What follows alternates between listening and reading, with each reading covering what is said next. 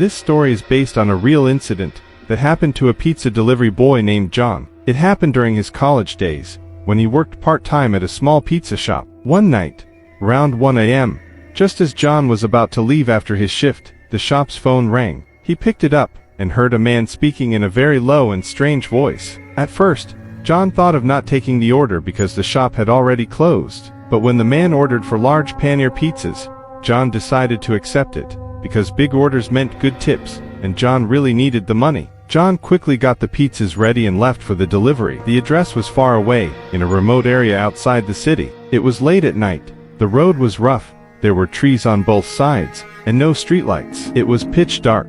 After some time, John reached the location. It was an old, creepy house deep in the forest. The house looked abandoned, no lights, no sounds, nothing. It felt like no one had lived there in years. John got scared and called his manager, hoping to explain the situation and return. But his manager didn't pick up the call. He thought about leaving, but also knew that if he returned without delivering, his manager would get angry and might cut his salary. After trying many times, he finally decided to check the house once. As he moved closer, suddenly a light turned on inside the house. He felt a bit relieved, thinking someone was there. He rang the doorbell and called out, "Pizza delivery," but no one answered. He rang again, and this time, he heard footsteps inside. But still, no one opened the door. Just as John was about to leave, the door creaked open by itself. He stepped in, nervous. The hall was dimly lit and empty. He called out, "Hello, anyone here? Please take your pizza." Suddenly, he saw a cat run from the sofa into a room. Right after the cat entered, the lights and TV in that room turned on, and John heard the sounds of children laughing and playing. Thinking someone was playing a prank, he walked into the room. Inside were two small girls sitting on a bed, staring at him in a strange way. John was annoyed and said he had been ringing the bell for a long time, but the girls said nothing. They just kept staring silently. He asked again, "I have your pizza. Is there an adult I can talk to for payment?" Suddenly, the girls' eyes turned white, and they started laughing in a creepy way. They pointed toward the door behind John. John turned around and froze in fear. Standing right behind him was a terrifying woman's ghost. Shocked and scared, John dropped all the pizzas. He ran out of the house and straight to his bike. As he started it and tried to leave, he saw the woman and the two girls standing at the door, watching him. He had only driven a little distance when he felt something was wrong with his bike. Strange sounds came from it, and it suddenly stopped. The tire was flat. Terrified, he called the police and asked for help. While waiting, he looked into his rear view mirror, and his blood ran cold. Behind him stood the ghostly woman and the two girls, slowly walking toward him. He panicked, left the bike, and ran into the forest. After running for a while, he hid behind a tree, praying for his life. A few minutes later, he heard police sirens. Gathering his courage, he ran back to his bike. The police were there, checking his bike. He told them everything and took them to the house. But when the police searched the house, they found nothing except for a wild cat. No one else was there. The next morning, John found out that the house had been abandoned for 3 years. 3 years ago, a woman and her two daughters lived there, but one day, all three were murdered in that house. That's when John realized what he saw that night were their spirits. After that incident, John quit his pizza delivery job. Even today, whenever he remembers that night, he shivers in fear.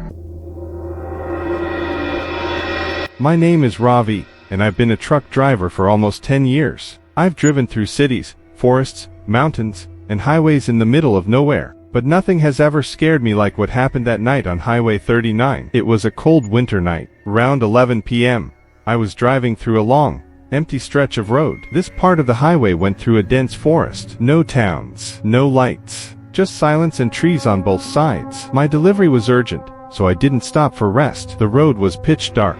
My headlights were the only source of light. I was playing soft music to keep myself awake. About 30 minutes into the forest road, my truck suddenly started acting weird. The headlights flickered, the engine made a strange noise, and the radio began giving out static. I pulled over to the side to check. I stepped out with a flashlight. Everything looked fine, but the forest was silent, too silent. No crickets, no wind, just dead silence. It felt like the trees were watching me. As I climbed back into the truck, I saw something in the mirror, a figure standing a few meters behind. It was tall, thin, and not moving. I froze. I quickly turned and pointed my flashlight, but there was nothing there. The road was empty again. I laughed nervously, Thinking maybe I imagined it, I started the truck again and kept driving. About 10 minutes later, I saw a woman on the side of the road. She was wearing a white sari. Her hair was long, black, and covering her face. She was just standing still, facing the forest. I slowed down. I thought maybe she needed help, but something felt wrong. I rolled down the window and said, "Madam, are you okay? Do you need a lift?" She didn't move. I repeated louder. Still nothing. Then suddenly, she turned her head slowly, not her body, just her head. Her face was pale. Her eyes were wide open, but there were no eyeballs, just white. I hit the accelerator and sped off. My heart was racing. I kept looking in the mirror to see if she was still there. She wasn't. But then, after just 2 minutes, I saw her again. Ahead of me, the same woman, standing in the middle of the road. I slammed the brakes. I couldn't believe it. How did she get in front of me again? This time I didn't stop. I turned the wheel hard and drove past her, almost hitting the side railing. I didn't care. I just needed to get out. But the road, it didn't seem to end. No matter how long I drove, it felt like I was trapped in the same loop. The trees looked the same. The turns were the same. I passed the same broken signpost 3 times. It felt like I was stuck. Suddenly, the truck engine died. The lights went off. I was in complete darkness. I turned the key again. Nothing. Not even a click. I pulled out my phone. It had 1% battery left and no signal. I sat there, frozen. Then, I heard a knock on the driver's side window. I looked. She was there. The woman in white. This time, her face was right next to the glass. Her mouth was wide open, unnaturally wide, like it was tearing. I screamed and jumped to the passenger seat. Then I saw hands, small hands, on the windshield. 2 children were crawling on the front of my truck, their faces pale, their mouths open in the same twisted way. I grabbed the door, opened it, and ran. I didn't know where I was going. I just ran into the forest. Behind me, I heard whispers, footsteps, laughter, high-pitched, like a child's. I hid behind a tree, breathing fast. I couldn't see anyone. Then silence again. Suddenly, a flashlight hit my face. "Hey, you okay?" It was a police officer. I ran toward him, crying, screaming. I told him everything. He looked at me, confused. He said, "You've been missing for 6 hours. Your truck was found on the side of the road, empty. We were searching for you." I asked him, "Where am I?" He said, "Highway 39, near mile 56. I was shocked. I had passed that mile marker 5 hours ago. He took me back to my truck. It was still parked, but the engine worked perfectly. There were no signs of the woman, no children, no damage, just an old broken doll on the passenger seat that I had never seen before. Later, I asked the locals at a nearby dhaba about the area. An old man there told me something I'll never forget. Years ago, he said, a woman and her 2 children were hit by a speeding truck right on that highway. The driver never stopped. Since then, he whispered, they say she waits and sometimes follows truckers who drive alone. Aftermath. I quit driving at night after that. No matter how much money I'm offered, I will never take that road again, because I know what I saw. And I know, somewhere deep in that forest, she's still there, waiting. My name is Ravi. I'm 22 years old, and I live in a small town. Near our area, there's an old hospital called Dark Hill Hospital. It has been closed for many years. The building is broken. The windows are shattered, and the paint is coming off the walls. People say it's haunted. Many years ago, some people went inside this hospital and never came back. Others say if you go in, you might go crazy. Everyone avoids the place, especially at night. One day, my friend Imran dared me to go inside the hospital. If you stay there for 1 hour, I'll give you 5,000, he said. I laughed and said yes. I thought it was just an old building, nothing to be scared of. At 11:30 p.m., I went to the hospital alone. I had a flashlight, a phone, and a small camera to record everything. The main gate was already broken, so I walked in. The place smelled bad, like something dead and old. My footsteps echoed in the hallway. I saw broken beds, wheelchairs, and dirty walls. Old papers were on the ground. Some of them were patient files. I was recording and speaking to the camera. Okay, I'm in the hospital now. It's quiet, nothing scary. Suddenly, my flashlight started flickering. Then it turned off. I hit it a few times and it turned on again. When I looked up, I saw someone standing at the end of the hallway. It was a woman wearing a hospital gown. Her head was down, and she didn't move.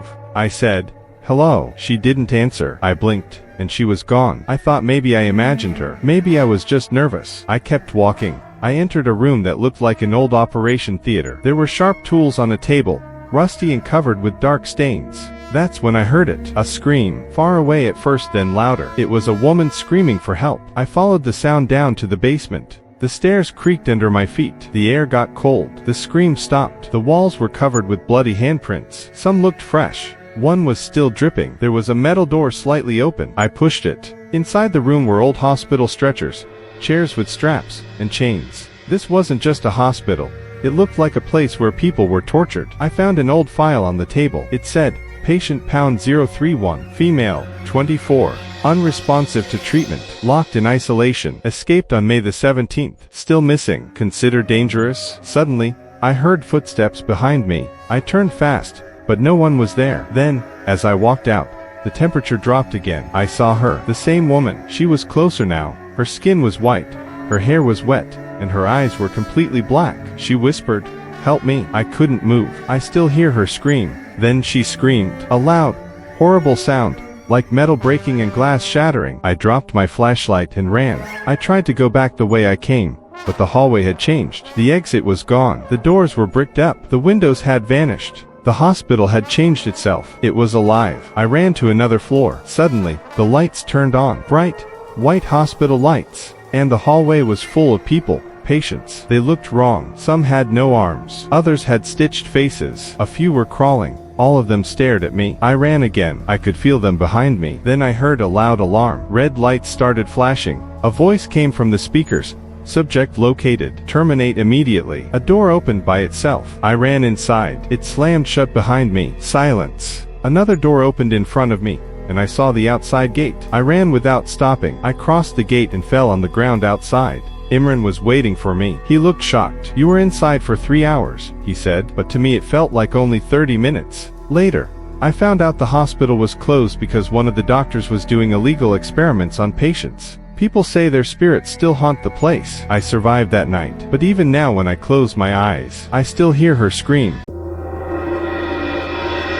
My name is Arjun. I live alone in a small one-bedroom flat in the city. I work the night shift at a call center, so I sleep during the day and stay awake at night. 2 months ago, something strange started happening. It was a normal evening. I was walking back home from work, and I saw a black shape behind me on the road. It looked like someone tall walking slowly. I thought maybe someone else was walking too, but when I turned to look, no one was there. I ignored it. Maybe it was my imagination. But the next night, it happened again. I saw the shadow behind me, moving when I moved, stopping when I stopped. I turned quickly. The road was empty. Every night after that, I started noticing the same thing. A dark shadow, far away at first, then closer. It never made any sound. No footsteps, no breathing, just silence. The shadow comes closer. After a week, I began to see the shadow inside my house. One night, I came back from work and went to the kitchen to make tea. When I turned around, I saw it in the corner of the living room, a tall, black figure with no face. I dropped the cup. It shattered. I ran to the light switch and turned on all the lights, but the figure was gone. I didn't sleep that night.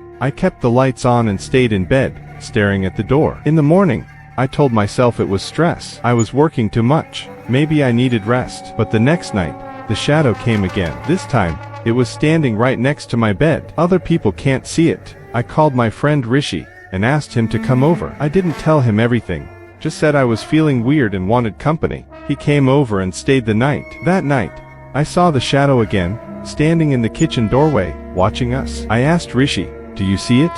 He looked confused. "See what?" "The man in the doorway," I said. He looked again. "There's no one there, Arjun." I realized something. Only I could see it. It follows me everywhere. I started seeing the shadow at work too. In the empty hallway, near the elevators, standing by the window, always still, always watching me. I tried changing my routine. I left home early, took a different road, slept at a friend's place, but the shadow always found me. One night, I even went to a hotel, thinking maybe I just needed a change of place. But when I opened the curtain of the hotel window, the shadow was standing outside on the street, looking up at me. Strange things start to happen. After that, weird things began happening in my flat. Lights flickered. Doors opened by themselves. I would hear soft knocking at the walls. Knock, knock, knock. At 3 a.m., my phone screen would turn on by itself and show a black image, like a photo taken in the dark. One day, I found a black footprint near my bed.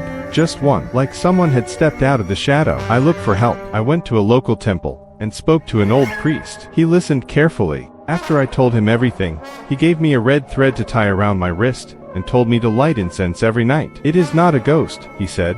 "It is a shadow spirit. Once it chooses you, it stays. I asked him how to make it leave. He said, "You must not fear it. Do not speak to it. Do not let it enter your heart." I followed his advice. I lit incense. I chanted prayers. I wore the red thread. But the shadow never left. The final night. One night, I was sitting in my room, lights on, doors locked. I was tired, physically and mentally. I stood up and said out loud, "What do you want from me?" That's when I heard a whisper behind me, not loud, just enough to hear. It said, "I want you to never forget me." I froze. My body felt cold. My heart was beating so fast I thought I would faint. I turned slowly. The shadow was standing right in front of me, just a few steps away. It didn't move, didn't reach out, it just stood there, like it had been waiting for that moment. Then, it slowly faded into the wall and disappeared. It's still with me. That was 3 days ago. I haven't seen the shadow since, but I can still feel it. When I walk home, I feel like someone is behind me. When I close my eyes, I see the shape in my mind. It may not be standing in the room anymore, but it's inside me now, watching through my eyes. So if one day, you feel like someone is following you, if you see a shadow that no one else can see, be careful, because once it chooses you, it never leaves.